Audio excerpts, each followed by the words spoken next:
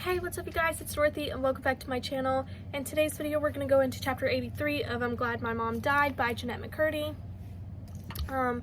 Yeah, we're almost to the end of this book and things are getting super interesting, I guess.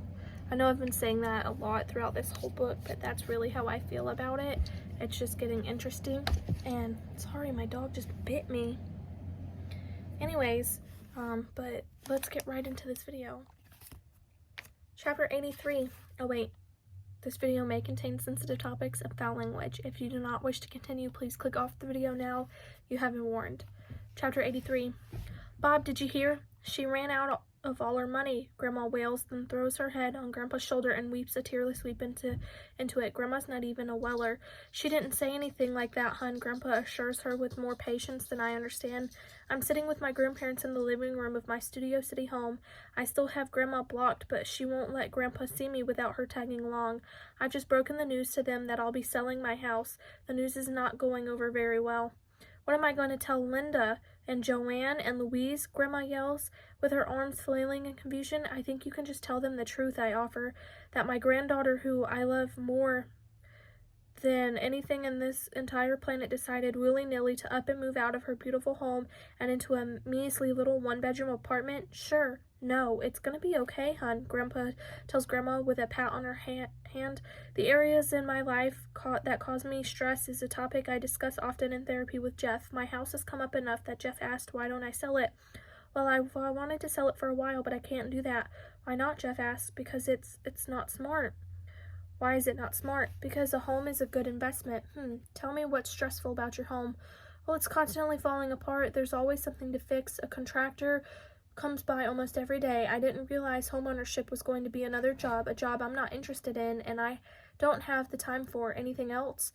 It feels lonely and kind of scary. It's too big for me, and I don't like the neighborhood, and somebody leaked my address online, so I've had a couple of stalkers who show up and sometimes leave creepy notes, and one time one of them left a bouquet of roses dripping with blood. That's a lot of stressful things. Yeah, and yet you're not selling it because it's a good investment? Yeah. What about it that makes it a good investment? I'm not exactly sure. It's sort of just the thing I've heard, you know. Everybody says a home is a good investment. A good investment for one person might be a bad investment for another, okay? What about your investment in your mental health? Feeling safe is important to mental health, and you mentioned that you don't feel safe. I don't, but I don't know. I don't think I can sell it. Jeff holds an unblinking stare at me. I could buy some plants, I shrug. The amount of times I've thought about buying plants might make a difference in my life is staggering. Any other ideas, Jess asks? I could take more vacations, but why? That doesn't directly impact your main environment, your home, which is the main environment that influences your mental health. So why don't we stay focused on the home? But no plants. Bigger than plants, Jeff nods. I could hire an interior decorator. Okay, and how would that reduce your stress? Well, the house is kind of empty looking and it feels lonely, and some rugs are going to help that. They might, I say, a little less sauce. Don't love the judgy questions, Jeff.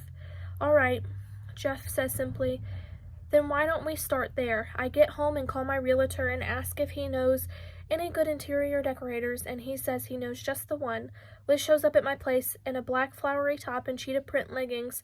I should have known then. Shania Twain is the only person on earth who should be allowed to go anywhere near cheetah print. So how would you describe your home style? Liz asks as she sits down at the dining table. She plops her big bucket bag on it and starts pulling out scraps of fabric, binders and materials, and thick home magazines. I look around at my empty room. I have no clue. I was thinking I'd just go with whatever you were thinking.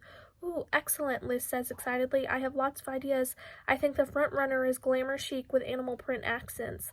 I do everything in my power to avoid looking at her leggings. Not a huge fan of animal print? Oh, she says, slightly offended. Well, it would just be subtle accents. We could do some cheetah print or cow print or zebra print. That's very in right now. Why are you pushing zebras on me, Liz? I don't want zebra print on my pillows or my blankets or my curtains. It's a thing. I've never understood why we have to go and try to make pillows and blankets, curtains, fun with prints. These things aren't fun, they're functional. Give me some simple, solid colored coordinating furniture and let's call it a day. That's okay, I say directly as I can. I just want simple stuff. I don't have an eye for it, but I know I want simple. But you're so young and fun, don't you want your space to reflect that? No. Why don't we just try it? We don't want